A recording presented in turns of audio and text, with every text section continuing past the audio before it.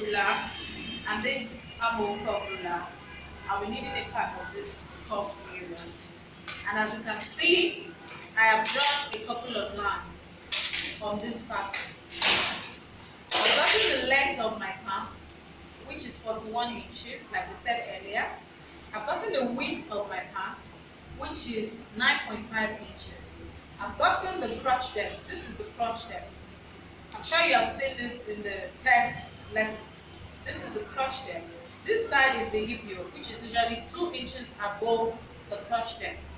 We'll be using it to guide our hip curve later and our crotch extension. The next thing I'll be putting on this measurement is the half length of this part. And I'll be getting that at 20.5, like we said earlier on the board. I'll measure that and connect the lines together. So on this crotch depth line, I'll be applying my crotch extension for front. This is the front pattern that I'm drafting. I'll need to draft another one for the back pattern. So the front crotch extension is 1.425 from our calculations, and I have done that. At this point, this center point, I'll be measuring a 45 degree on a 45 degree line, 3/4 of an inch. 3/4 of an inch. 45 degree line. This is not actually exact, so I need to clean that up. 3/4 of an inch. Up here, I'll take in 1 inch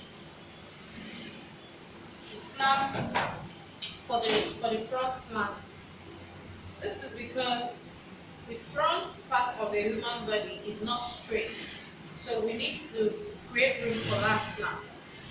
And this is the reason for this 1 inch. Also, I'm going to take down 1 inch from that point on the slant line. I'll be using that later. For me to get this front crotch curve, I'm going to be connecting this point, and this one. This part to this one, to this slant. That gives us the front crotch. We'll apply from this point, this 1 inch down, the quarter of the waist. The quarter of the waist is 26 inch divided by 4, and that is 6 point.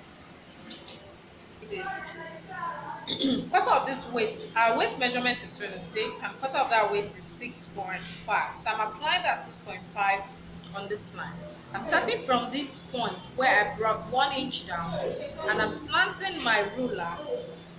I'm putting my ruler in a slanted position such that it touches the waistline, and I'm noting that point 6.5 on the tape. So I'll draw a straight line to connect them.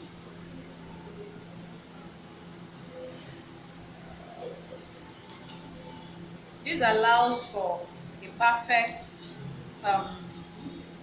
the waistband of the pant will sit nicely on the waistband.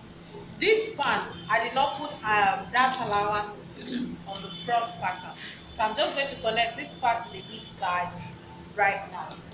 Using my hip curve ruler, I've positioned it. Usually, this should start from like the high waist.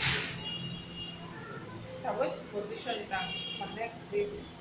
This is a perfect size there. So I'm going to connect that to the hip point and curve it properly.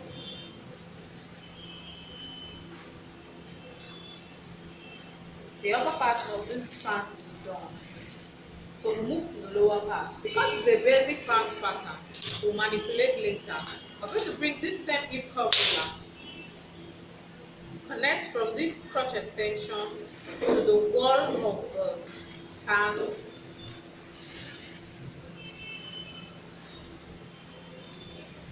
and connect it to the knee length, side. And that goes straight all the way. And then we're going to bring this space also. setting it properly, you notice that this hip curve ruler has brought in the measurement by 1 inch. Usually, I'm going to, if you look at the text lesson, I said measure 1 inch inside from here, or 3/4 of an inch. So by the time you apply your hip curve ruler, it does that almost automatically. So you connect that to the hip and do a straight line. You can measure 1 inch also from here, from the lower part of the trouser. So you draw a straight line all the way down. This is our basic back pattern.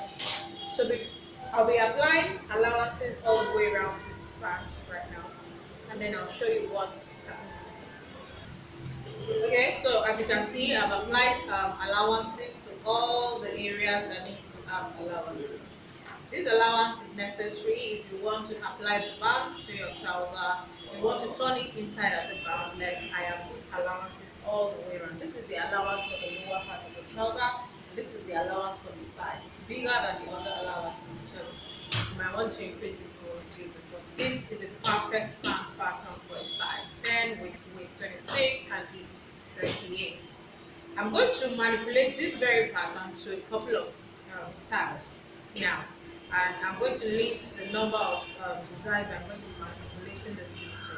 I'm going to manipulate it into a short pant, short knicker, 3/4 culotte, pencil trouser, palazzo. These very pants will be manipulated into high waist. If you want to join your half length measurement to make it to make a jumpsuit, make dungarees, different things. I'm going to manipulate this very pattern to do that right now.